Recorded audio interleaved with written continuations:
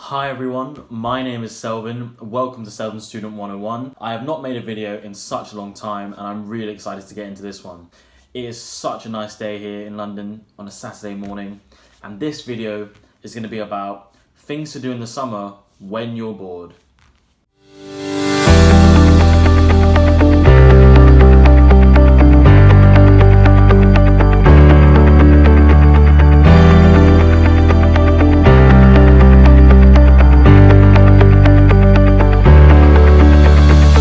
This video is to give some ideas of things to do that are going to be useful for you in later life, but hopefully won't seem like a chore. What I think is, the younger you are and the more prepared you are, the better that's going to be. When you actually graduate and want to go and find a job, you'll be in a much better position because you would have had more job experiences and you would have had a better idea about what you will actually enjoy. So let's get to the tips. So my first tip is have a sit down, disconnect from social media for a day, and just really think about what you enjoy and what your strengths are. If you're studying your A-levels, you could think about what subjects you like and then try and see what you would want to do at university. You can go on university websites, see what sorts of things are required, see what sorts of subjects are required, see what sorts of things you'll study on the course. If you have a sit down and think about what you enjoy, you can then decide what you'd actually want to do at university.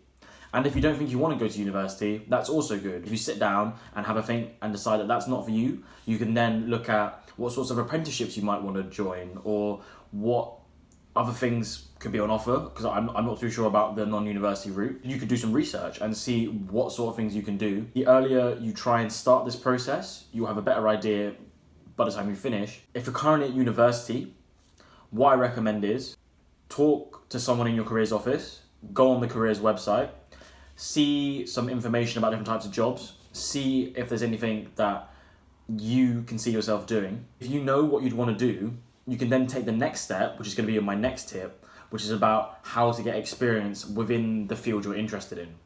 So tip number 2, following in from the previous tip, is try and get some sort of job, ideally in a field you want to go into. If you're interested in going into something in a tech company, something to do with software, I would recommend is going on LinkedIn, finding people who are at your university or at your school who are currently doing a type of job that you're interested in, and reach out to them. Make sure you also send them a message with this connection request. Introduce yourself, say that you're in the same position that they were probably in 5-10 years ago, and say you just want to have a quick chat on the phone, or maybe a chat over email, or even a chat in person about what their job involves and if they have any advice on how to get into that job. Not only does that give you insight into the job, but it also helps you expand your network, and having a good network is always good, especially when it comes to finding jobs. Don't think that if you're an A-level student you can't do this. You can definitely do this. If you have an idea about what sort of job you want to get into, that's really good. You're really ahead of the game. Try and find people who went to your school, find them on LinkedIn, send them a message, and introduce yourself. As I said, similar for the university students. The earlier you kind of get control of this, you can gain more experiences in different things, you can find out what you like, what you don't like, and you're going to build up a better report for your CV. What I'm going to do now is I'm going to give you an example of how I would reach out to someone in a job I'm interested in. So here, I'm on LinkedIn. If you want to connect with me, feel free. For example, I'm going to search software engineer. I'd actually meant to choose the people option, not the jobs option. Now, what I'm going to do is I'm going to change the filters so people who have gone to my university will come up. So here, I go to schools and choose University of Cambridge. I don't choose Jack Morris because there's a lock next to his message icon, so I don't think I'm actually able to message him. So instead, what I do is I go for Neve Walsh. So I click on her profile. Software engineer at Google, really impressive. Now I click connect, but the most thing you need to remember is to add a note, because if you just saw that a random person has added you, you're very unlikely to want to add them back and actually talk with them. So here I add a note, and I'm going to copy and paste a message which I drafted previously. Here, hi Neve, my name is Selvin. I'm currently studying at Cambridge University. I discovered your profile and I'm inspired by what you have achieved. I'm very keen to learn more about the software engineering industry. Could I possibly ask you some questions in person / over email about this? Thanks. And it's that simple. Now, this method isn't 100% successful, but just keep trying.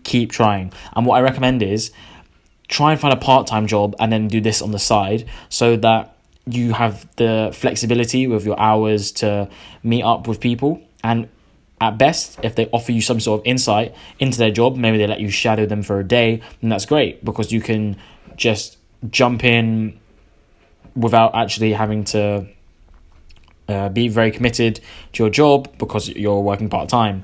And what I found was that when I actually first started working, I really appreciated how much things cost because damn, stuff is expensive. So I really recommend get a part-time job and reach out to people like this.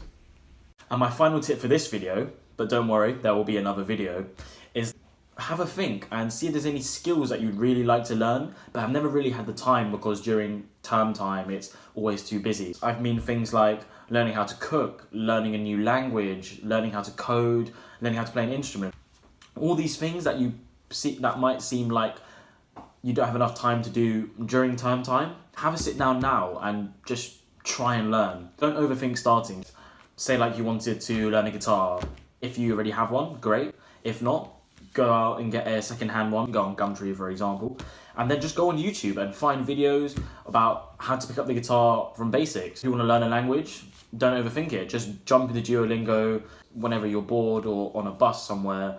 Get out your phone, do things on Duolingo. Learning these skills is going to be really useful for you in life, especially things like cooking. And they'll also give you a sense of satisfaction that you've achieved something. If you can find these sorts of things that will actually interest you but are also useful, that's great. Have a lot of fun doing them and they'll really benefit you later on.